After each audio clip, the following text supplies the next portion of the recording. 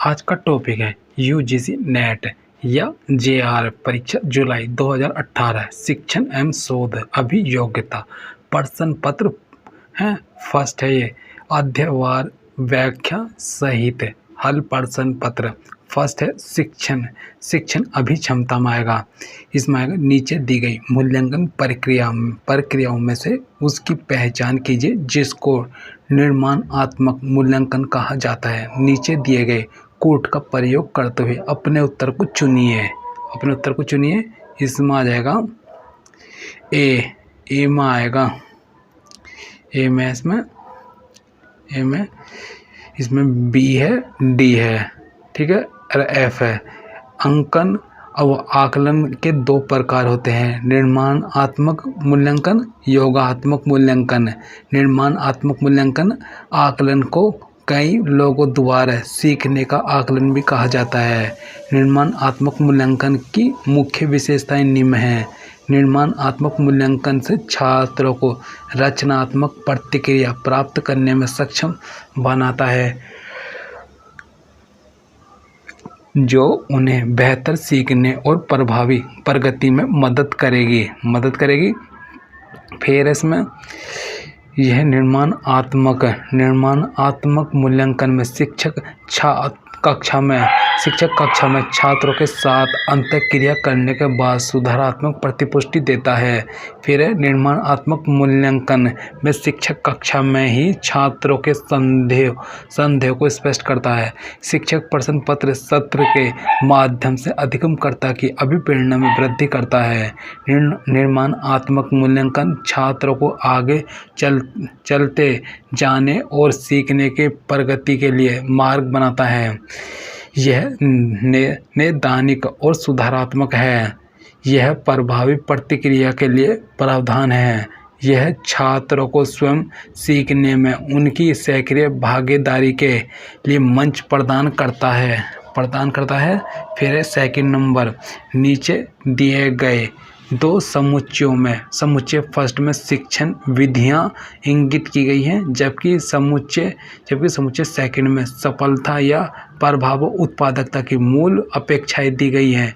इन दोनों समुच्चयों को सम्मिलित कीजिए और नीचे दिए गए कोट में से अपने उत्तर को चुनिए। समुच्चय फर्स्ट, समुच्चय सेकंड, ठीक है। इसमें आ जाएगा इसका व्याख्या ये रहा। शिक्षण और यह सफलता या प्रभाव उत्पादकता की मूल आवश्यकताएं। व्याख्यान देना, स्पष्ट भाषा में विषय वस्तु का संप्रेषण, समूह में चर्चा, प्रतिभागियों में प्रकरण आधारित भागीदारी, विचार वेश प्रक्रिया, बड़ी संख्या में विचारों को प्रस्तुत करना, अभिकर्मित अनुदेशन की पद्धति, प्रतिपुष्टि सहित लघु पदों में प्रस्तुति। फिर थर्ड में आएगा निम्नलिखित में से कौन सा कथन समुच्चय शिक्षण की प्रकृति और उद्देश्य का उत्तम ढंग से विवरण प्रस्तुत करता है। नीचे दिए गए कोट में से अपने उत्तर को चुनिए। इसमें आएगा थर्ड में आएगा नीचे वो निम्न कथन समुच्चय शिक्षण की प्रकृति और उद्देश्य का उत्तम ढंग से विवरण प्रस्तुत करता है। फर्स्ट है शिक्षण और अधिगम अविच्छिन्न रूप से संबंधित है। सेकंड है समस्त शिक्षण का सरोकार छात्रों में कुल प्रकार के रूपांतरण को सुनिश्चित करने से होता है। थर्ड है शिक्षण एक सामाजिक कृत्य है जबकि अधिगम एक व्यक्तिगत कृत्य है। अच्छा शिक्षण प्रकृति में औपचारिक तथा अनौपचारिक दोनों होता है। फोर्थ है अधिगमकर्ता की निम्नलिखित में से कौन सी विशेषता शिक्षण की प्रभाव उत्पादकता से अत्यंत रूप से संबंधित है। ऑप्शन बी है अधिगमकर्ता का पूर्व अनुभव। इसकी व्याख्या में आएगा शिक्षण की प्रभाव उत्पादकता अधिगमकर्ता के पूर्व अनुभव से अत्यंत रूप से संबंधित है, क्योंकि यदि अधिगमकर्ता को चयनित पाठ्य विषय वस्तु के बारे में कुछ पूर्व जानकारी हो तो वह उक्त पाठ्य विषय को जल्दी या आसानी पूर्वक सीख सकेगा। फिर फिफ्थ नंबर में आएगा अभिकथन ए है, समस्त शिक्षण का उद्देश्य अधिगम को सुनिश्चित करना होना चाहिए। तर्क आर, समस्त अधिगम शिक्षण का परिणाम होता है। नीचे दिए कुट में से सही उत्तर को चुनिए। इसकी है सही आंसर अभिकथन ए, समस्त शिक्षण का उद्देश्य अधिगम को सुनिश्चित करना होना चाहिए, सत्य है। जबकि दिया गया तर्क आ, समस्त अधिगम शिक्षण का परिणाम होता है, असत्य है, क्योंकि अधिगम अनुभव द्वारा अनौपचारिक तरीके से भी प्राप्त होता है। अनुसंधान अभिक्षमता।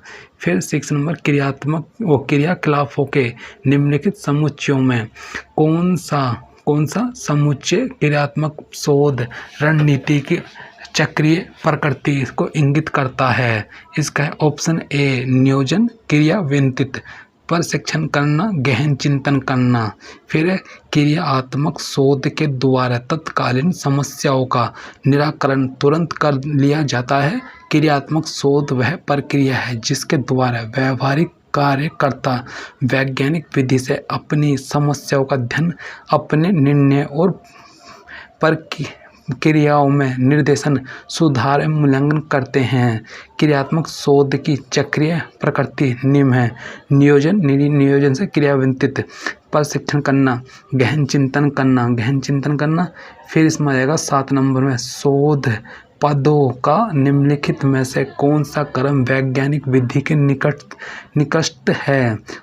इसका ऑप्शन में आएगा व्याख्या में सहित शोध पदों का वैज्ञानिक विधि के निकट क्रम है: समस्या की स्थिति का अनुभूत करना, सेकंड है वास्तविक समस्या की पहचान एवं उसकी परिभाषा, परिकल्पना तैयार करना, समग्र को परिभाषित करना, प्रतिदर्श का चयन करना, आंकड़ों का संग्रहण।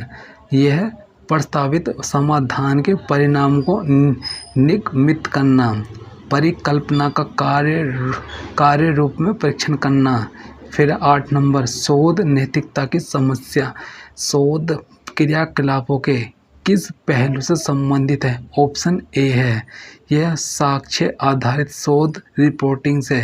इसकी व्याख्या में आएगा, व्याख्या में अनुसंधान एक ईमानदारी पूर्वक किया जाने वाला कार्य होता है जो किसी विशेष क्षेत्र की समस्याओं का समाधान प्रस्तुत करता है, नए सिद्धांतों की खोज करता है। अतः यह उम्मीद की जाती है कि प्रत्येक शोध सभी नैतिक गुणों से संपन्न होगा तथा एक शोधकर्ता को भी अपने व्यक्तित्व में नैतिक गुणों का समावेश करना चाहिए। शोध नैतिकता के क्रियाकलाप, फर्स्ट है साहित्य की समीक्षा करना जिसमें संगत क्षेत्र के अन्य व्यक्तियों या प्रासंगिक पूर्व कार्यों का योगदान हो। शोध रिपोर्ट बनाते समय साक्ष्यों को मुख्य आधार बनाएं। फिर 9 नंबर है, नीचे 2 समुच्चय दिए गए हैं। समुच्चय फर्स्ट में शोध के प्रकार दिए गए, जबकि समुच्चय सेकंड में उनकी विशेषताएं इंगित की गई है। इन दोनों को सुमेलित कीजिए और उपयुक्त कूट का चयन कर अपने उत्तर को दीजिए। समुच्चय फर्स्ट, समुच्चय सेकंड। इसमें आ जाएगी व्याख्या सहित आ जाएगा शोध के प्रकार, विशेषताएं। फिर मौलिक शोध सिद्धांत निर्माण के माध्यम से प्रभाव, उत्पादक व्याख्या का विकास। फिर वह हत शोध विभिन्न स्थितियों में उपयोग के लिए सिद्धांत की प्रयोज्यता की खोजबीन करना। क्रियात्मक शोध हस्तक्षेप के उपयोग के माध्यम से प्रभाव, उत्पादक व्याख्या का विकास करना। मूल्यांकन परक शोध हस्तक्षेप के अनुभूत प्रभाव को पता लगाना। फिर 10 नंबर है, निम्नलिखित में से किस क्रियाकलाप में सृजनशील और समीक्षात्मक चिंतन के संपोषण की अधिक क्षमता है? ऑप्शन डी है, शोध सम्मेलन में भागीदारी। ये आएगा शोध सम्मेलन शोध सम्मेलन एक सभा होती है जिसका उद्देश्य सृजनशील, समीक्षात्मक एवं रचनात्मक चिंतन का विकास करना होता है। सम्मेलन संगोष्ठी की समीक्षा बड़े स्तर पर होता है। सम्मेलन अधिक विस्तृत एवं औपचारिक प्रकृति का होता है। यह एक सभा होती है जहां सदस्य अपने ज्ञान का संग्रह करते हैं, प्रस्तुत विषय से संबंधित अपने विचारों एवं दृष्टिकोण का आदान प्रदान करते हैं। सम्मेलन में सदस्य अपनी व्यक्तिगत एवं सामूहिक समस्याओं पर विचार विमर्श करते हैं। अध्ययन बोध में आएगा, अध्ययन बोध में इसमें आएगा निम्नलिखित का ध्यान से पढ़ें और प्रश्न संख्या 11 से 15 तक के उत्तर दीजिए। यदि भारत को अपनी आंतरिक शक्तियाँ विकसित करनी है तो उसको 3 गतिशील आयामों जनता, सर्वांगीण अर्थव्यवस्था, सामरिक हितों को ध्यान में रखते हुए प्रौद्योगिकी आवश्यकताओं पर ध्यान केंद्रित करना होगा। ये प्रौद्योगिकी आवश्यक करणीय एक चौथे आयाम समय पर भी ध्यान रखती है, जो व्यवसाय, व्यापार एवं प्रौद्योगिकी की आधुनिक गतिशीलता से निःसृत है और जो निरंतर बदलते लक्ष्यों की ओर अग्रसर करता है। हमारा यह मानना है कि इस चौथे आयाम के संदर्भ में जनता की आकांक्षाओं में निरंतर हो रहे परिवर्तन वैश्विक संदर्भ में अर्थव्यवस्था तथा सामरिक महत्व वाले हित के परिप्रेक्ष्य में प्रौद्योगिकी शक्तियाँ विशेष रूप से महत्वपूर्ण हैं। मानव इतिहास के मूल में प्रौद्योगिकी विकास समाया रहता है और इसका उपयोग बढ़ती प्रतिस्पर्धा वाले बाजार में प्रौद्योगिकी शक्तियाँ अधिक उत्पादक, रोजगार पैदा करने तथा मानव कौशलों को अद्यतन बनाए रखने की दृष्टि से महत्वपूर्ण है। प्रौद्योगिकियों के व्यापक अनुप्रयोग के बिना हम आने वाले समय में अपने लोगों का सर्वांगीण विकास नहीं कर सकते। देश के सामरिक शक्तियों के साथ प्रत्यक्ष संलग्नताएं विशेष रूप से 1990 के दशक के बाद से अधिक स्पष्ट होती जा रही है। कई मूल अनुक्षेत्रों में स्वयं भारत की शक्ति उसको भू राजनीतिक संदर्भ में यथोचित शक्ति की स्थिति में रखती है। एक विकसित देश बनने की आकांक्षा किसी भी देश के लिए विभिन्न सामरिक प्रौद्योगिकियों में शक्ति संपन्न होना और स्वयं की सृजनात्मक शक्तियों के माध्यम से उन्हें निरंतर अद्यतन करते रहने की सामर्थ्य भी आवश्यक है। जन अभिमुखी कार्यों के लिए भी, चाहे विशाल स्तर पर उत्पन्नशील रोजगार का सृजन हो या जनता की पोषण एवं स्वास्थ्य संबंधी सुरक्षा सुनिश्चित करनी हो या फिर जीवन यापन की बेहतर स्थितियां हो, दोनों दृष्टियों से प्रौद्योगिकी एक महत्वपूर्ण आगत है। प्रौद्योगिकी पर अपेक्षाकृत अधिक बल की अनुपस्थिति से निम्न स्तरीय उत्पादकता और मूल्यवान प्राकृतिक संसाधनों की बर्बादी का मार्ग प्रशस्त हो सकता है। निम्न स्तरीय उत्पादक या निम्न स्तरीय मूल्य संवर्धन से जुड़े क्रियाकलाप अंततः इसमें आएगा अत्यंत गरीब लोगों को सबसे अधिक हानि पहुंचाते हैं। हमारी जनता को एक नए जीवन तक पहुंचाना और वह जीवन प्रदान करना जिसके लिए वह हकदार है, इस बारे में प्रौद्योगिकी आवश्यक करणीयता महत्वपूर्ण है। व्यापार और जीडीपी में वृद्धि की दृष्टि से एक बड़ी आर्थिक शक्ति होने का आकांक्षी भारत विदेश में डिजाइन की गई और निर्मित टर्निकी परियोजना की शक्ति या केवल संयंत्र, मशीनरी, उपकरण और तकनीकी ज्ञान के बल पर सफल नहीं हो सकता। अल्पकालिक यथार्थों पर ध्यान देते हुए हमारे उद्योगों में मध्यम एवं दीर्घकालिक रणनीतियां एवं प्रौद्योगिकी शक्तियों को विकसित करना विकसित भारत की कल्पना को साकार करने के लिए महत्वपूर्ण है। फिर 11 नंबर, प्रौद्योगिकी आगतों के लाभ का परिणाम होगा। ऑप्शन ए, हमारे लोगों को गरिमामय जीवन तक पहुंचाना।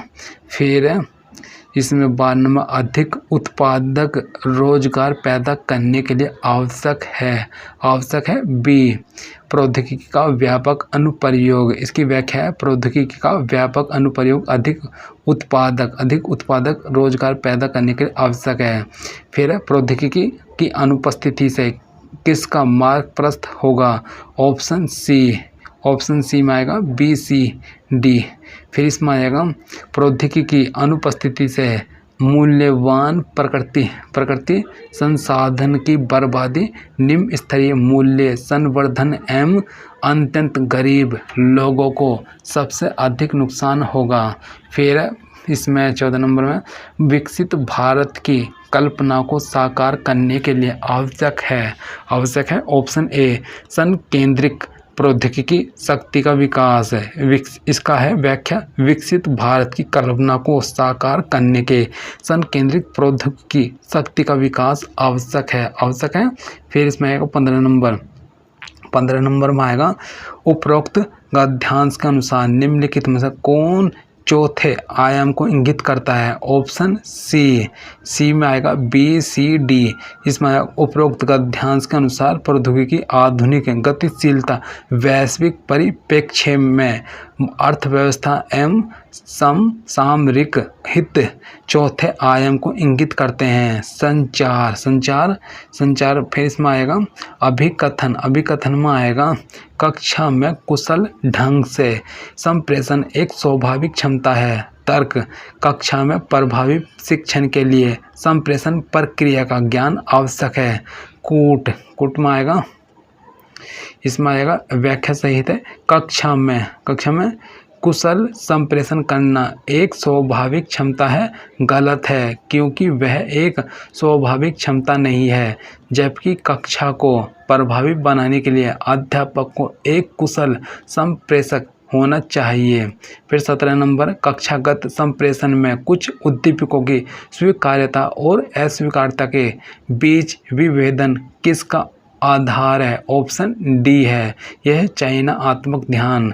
फिर चयनात्मक अवधान या ध्यान एक ऐसी प्रक्रिया है जिसमें व्यक्ति कुछ खास क्रिया या उद्दीपक पर अपनी मानसिक अग्रता दिखलाता है तथा अन्य क्रियाओं या उद्दीपकों पर न के बराबर ध्यान देता है। अतः कक्षागत संप्रेषण में कुछ उद्दीपकों की स्वीकार्यता और अस्वीकार्यता के बीच विभेद चयनात्मक ध्यान का आधार है। फिर इसमें आएगा 18 नंबर में, मानव संप्रेषण प्रक्रिया के विवरण के लिए निम्नलिखित में से कौन सा कथन समुच्चय सही है। ऑप्शन डी है, डी में आएगा, मानव संप्रेषण प्रक्रिया का विवरण। फर्स्ट है, अशाब्दिक संप्रेषण विचारों को उद्दीप्त कर सकते हैं। सेकंड है संप्रेषण एक अर्जित क्षमता है। थर्ड है, संप्रेषण एक सार्वभौम समाधान नहीं है, संप्रेषण खंडित नहीं हो सकता। कक्षागत संप्रेषण के माध्यम से सीखे हुए मूल्य छात्रों के लिए उपयोगी होते हैं। अभिकथन ए, शिक्षक द्वारा कक्षा में छात्रों को दिए गए आरंभिक संदेशों का बाद में अंतःक्रिया स्थापित करने के लिए महत्वपूर्ण होना आवश्यक नहीं है। फिर तर्क आर, यह संप्रेषण प्रक्रिया पर अपेक्षाकृत अधिक नियंत्रण का निहितार्थ, छात्रों द्वारा अधिगम पर अपेक्षाकृत अधिक नियंत्रण है। यह कोड, इसकी व्याख्या समित है। कोड में अभिकथन एक गलत है, किंतु आर सही है। तर्क आर सही है। तर्क गणितीय तर्क सहित, ठीक है। यह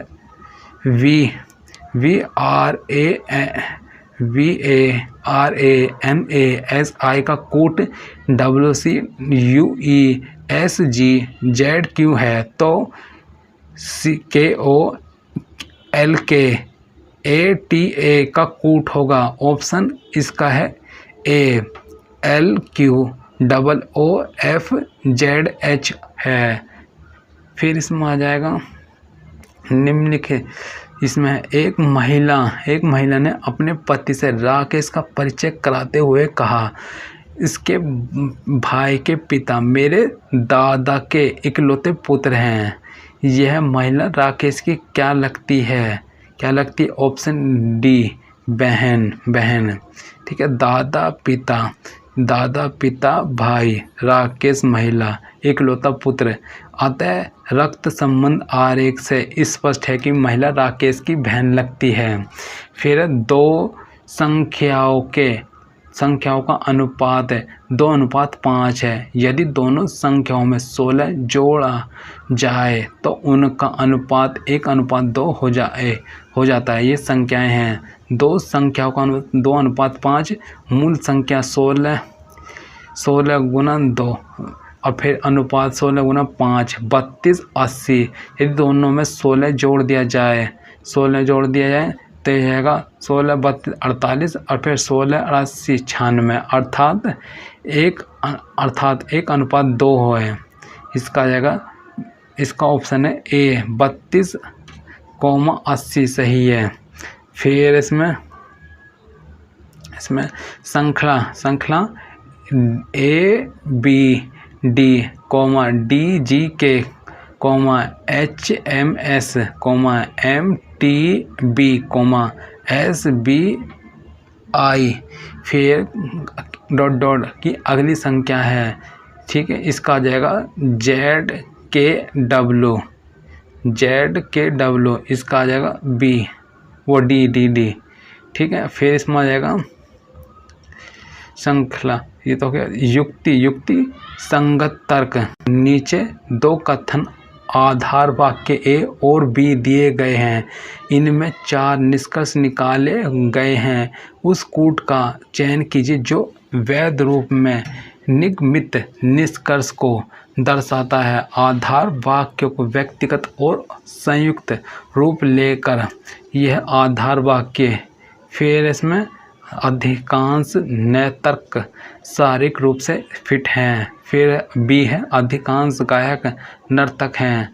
फिर निष्कर्ष में आएगा इसका ऑप्शन में आएगा सी में आएगा बी सी इसमें आएगा BC। ये अधिकांश नर्तक गायक हैं।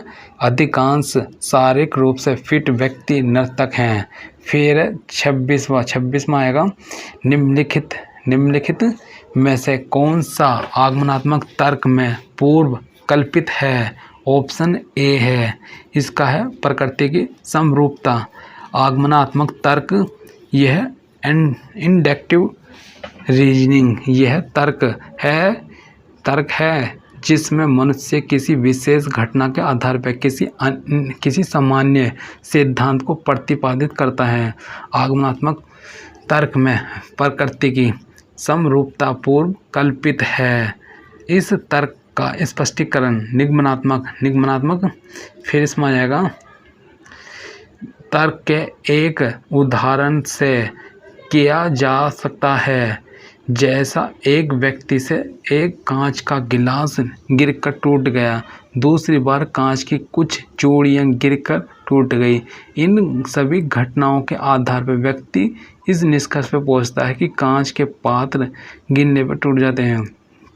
फिर 27 नंबर है प्रज्ञा की श्रेष्ठता किसी एक विषय के बारे में उसकी अग्रता शक्ति पर उसी प्रकार निर्भर करती है जिस प्रकार कॉनकेव दर्पण उस पर पड़ने वाली सभी किरणों को एक बिंदु पर संग्रहित करता है। उपरोक्त कथन में किस प्रकार का तर्क निहित है? ऑप्शन डी, यह सादृश्यात्मक तर्क में व्यक्ति किसी भी उपमा के आधार पर तर्क वितर्क करते हुए निष्कर्ष निकालता है। जैसे प्रज्ञा की श्रेष्ठता किसी एक विषय के बारे में उसकी अग्रता शक्ति पर उसी प्रकार निर्भर करती है जिस प्रकार कॉनकेव दर्पण उस पर पड़ने वाले सभी किरणों को एक बिंदु पर संग्रहित करता है। यह कथन एक सादृश्यात्मक तर्क का उदाहरण है।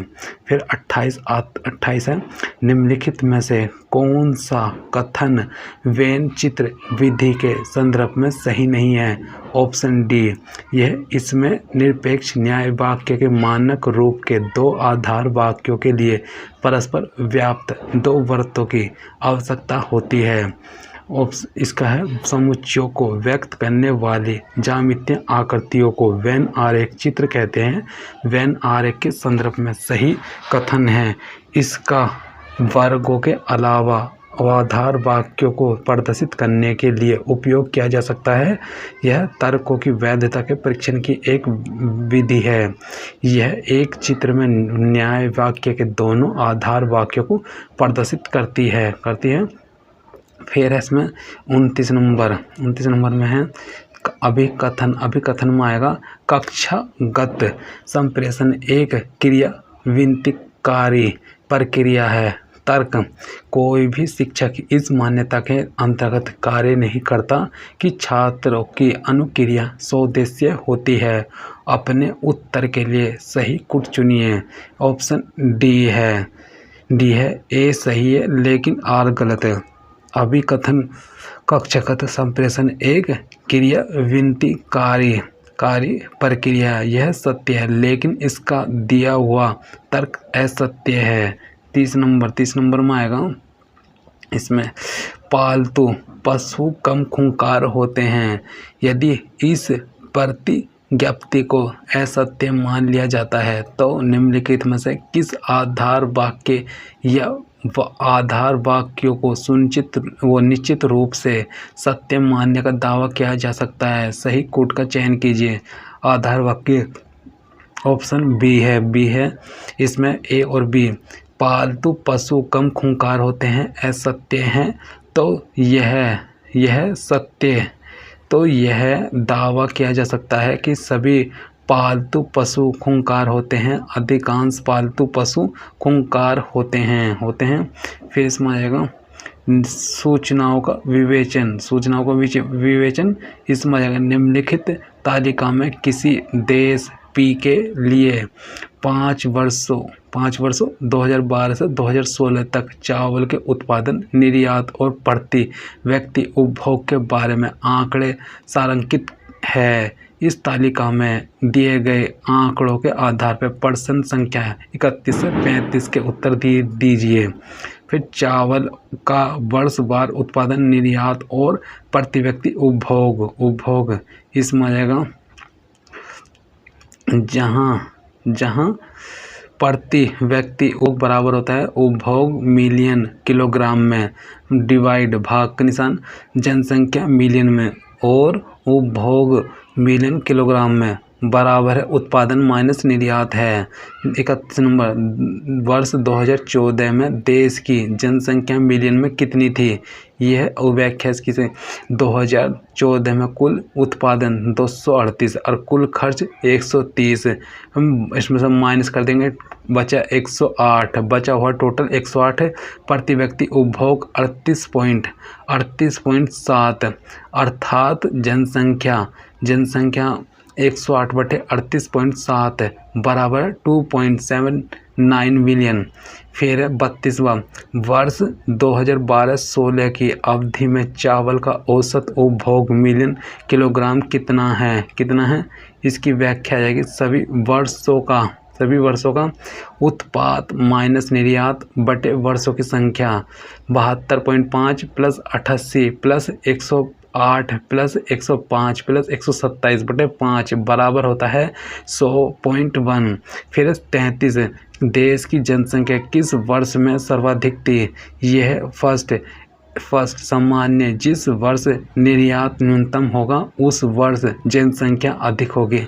अतः वर्ष 2016 में बचत बराबर उत्पादन माइनस निर्यात 215 माइनस 88 बराबर 127 है। कुल जनसंख्या बराबर बचत बटे प्रति व्यक्ति उपभोग बराबर 127/42 बराबर 3.02 मिलियन। फिर 34, किस वर्ष में पिछले वर्ष की तुलना में चावल के उपभोग में सर्वाधिक प्रतिशत की वृद्धि हुई? ये 2013 की तुलना में 2014 में सर्वाधिक चावल उपभोग किया गया था। फिर 35 में आएगा, किस वर्ष की अवधि में निर्यात और उपभोग का अनुपात सर्वाधिक था? वर्ष 2012 में निर्यात और उपभोग का अनुपात सर्वाधिक था। सूचना एवं संचार प्रौद्योगिकी भंडारण की निम्नलिखित इकाइयों को सही क्रम में रखिए, जिसमें पहले लघुत्तम इकाई से प्रारंभ करते हुए दीर्घतम इकाई की ओर चलते जाएं। इसमें आ जाएगा डी। इसमें भंडारण की लघुत्तम इकाई से दीर्घतम इकाई की ओर क्रम बिट से बाइट से किलोबाइट, किलोबाइट से मेगाबाइट, मेगाबाइट से गीगाबाइट, गीगाबाइट से टेराबाइट। फिर है 37 नंबर, निम्नलिखित में ईमेल फील्ड्स में से स्वामी को संदेश मिलने पर वह कौन से ईमेल पतों पर जान सकेगा? ऑप्शन इसका है सी है। यह ram@test.com, raj@test.com, ravi@test.com। फिर 38 नंबर में आएगा, इसमें एक नए लैपटॉप का निर्माण किया गया जिसका भार कम है और अधिक लघु है तथा अपने पूर्ववर्ती मॉडल्स की तुलना में कम बिजली का उपभोग होता है। इसको बनाने में निम्नलिखित में किस प्रौद्योगिकी का उपयोग किया गया? Option A solid state hard drive.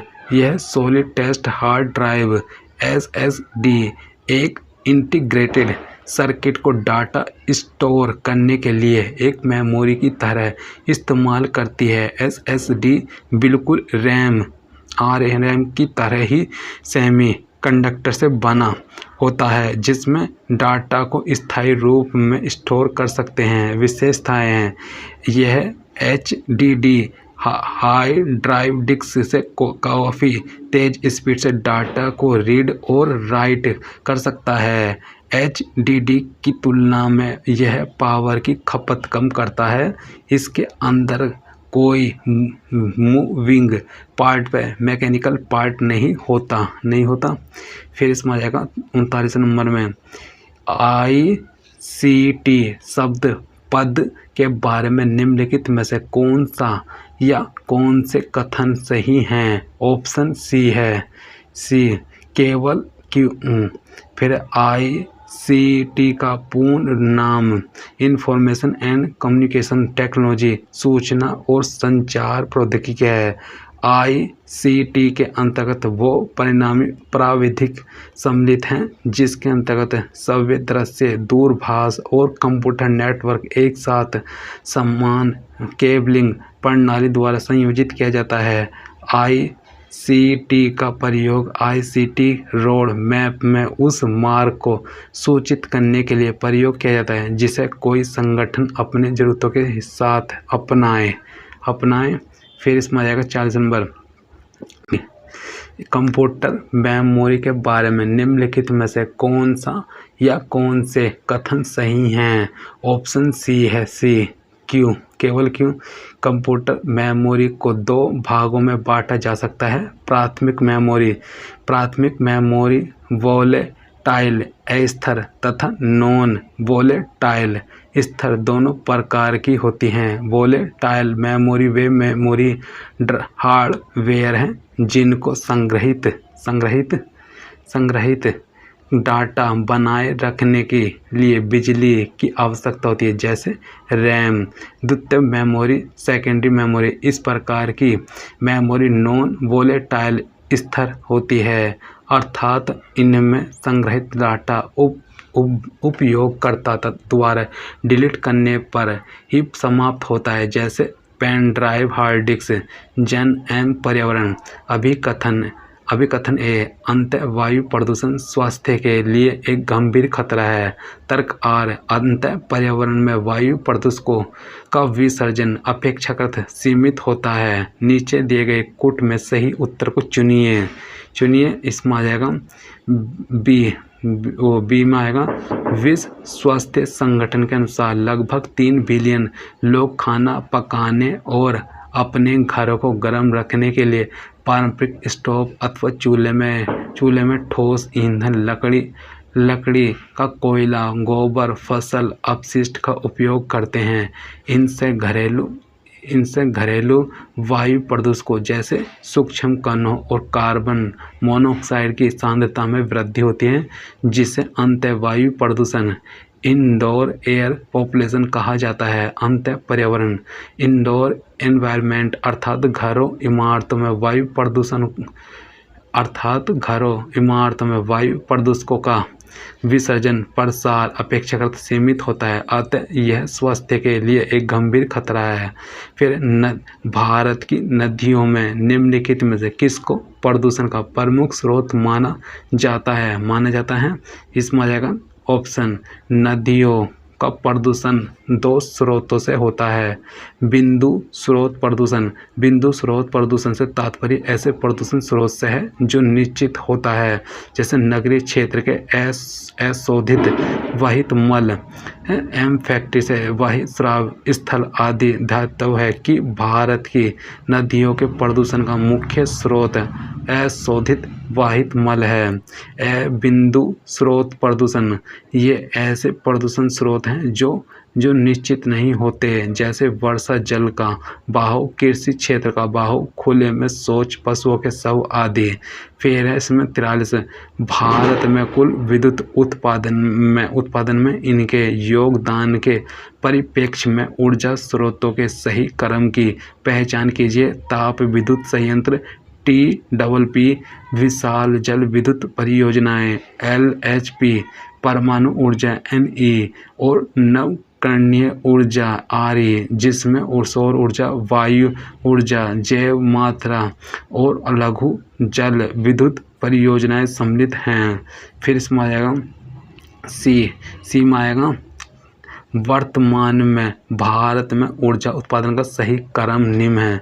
TPP यह 68.14%, LHP 17.55%, RE 12.20%, NE 2.12% है। 44 प्राकृतिक विपदाओं के निम्नलिखित प्रकारों में से किसका निश्चित प्रारंभ और अंत होता है?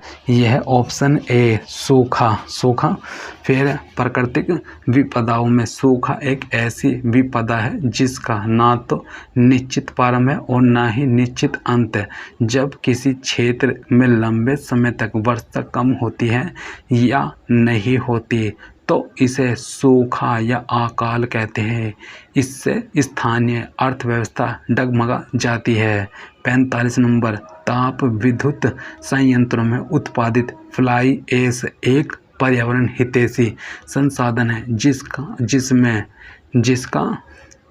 किस में उपयोग किया जाता है? इसमें आ जाएगा ऑप्शन में आएगा फ्लाई ऐश को हिंदी में उड़ान राग कहा जाता है। फ्लाई ऐश को हिंदी में उड़ान राग कहा जाता है। यह बहुत सी चीज़ों जैसे कोयले को जलाने से निर्मित पदार्थ है जो महीन कणों से निर्मित होती है। कोयले से जलने वाले विद्युत संयंत्रों में उत्पन्न उड़न राग को प्राय चिमनियों से ग्रहण कर लिया जाता है। सभी उड़ान राखों में सिलिकॉन डाइऑक्साइड SiO2 और कैल्शियम ऑक्साइड CaO अच्छी मात्रा में होता है। इसका उपयोग ईंट उद्योग में, बांध और जलधारण संरचनाओं में, बंजर भूमि के विकास में एवं सूक्ष्म पोषक के रूप में किया जाता है। उच्च शिक्षा प्रणाली, शासन, राजनीति एवं प्रशासन। फिर 46 नंबर, विश्व में भारत की विशालतम उच्च शिक्षा प्रणाली किन देशों के बाद आती है? इसमें आएगा भारत की विशालतम उच्च शिक्षा प्रणाली तीसरे नंबर है। प्रथम स्थान पर अमेरिका, द्वितीय स्थान पर चीन है। भारत की विशालतम उच्च शिक्षा प्रणाली तीसरे नंबर पर है और प्रथम स्थान पर अमेरिका तथा दूसरे स्थान पर चीन है। फिर भारत में नागरिक केंद्रित शासन में निम्नलिखित में से कौन सी बाधाएं हैं? ऑप्शन इसमें है, भारत में नागरिक केंद्रित शासन में निम्नलिखित बाधाएं उत्पन्न होती हैं। सरकारी नौकरशाहों की सख्त एवं अनियमित अभिवृत्ति, कानूनों और नियमों का अप्रभावी कार्यान्वयन। फिर विपक्ष का नेता उन समितियों का एक सदस्य होता है जो चयन करती है। ऑप्शन सी है, विपक्ष में बैठने वाले दलों में जिस दल के पास सर्वाधिक सीटें अर्थात कुल सीटों का 10% होती है वह संसद में नेता प्रतिपक्ष होता है। विपक्ष का नेता उन समितियों का सदस्य होता है जो चयन करती है केंद्रीय सूचना आयुक्त का। फिर है केंद्रीय सतर्कता आयुक्त का। फिर राष्ट्रीय मानवाधिकार आयोग के अध्यक्ष का। समसामयिक मुद्दे। फिर जेंडर बजटिंग के बारे में निम्नलिखित में से कौन सा कथन सही है? महिलाओं को विकास की मुख्य धारा में लाने के लिए जेंडर बजट एक सशक्त उपकरण है। इसमें नीति निर्माण और संसाधनों का आवंटन इस प्रकार किया जाता है जिससे महिलाओं को भी पुरुषों के समान विकास का लाभ मिल सके। भारत में वर्ष 2005 में जेंडर बजट को संस्थागत रूप दिया गया।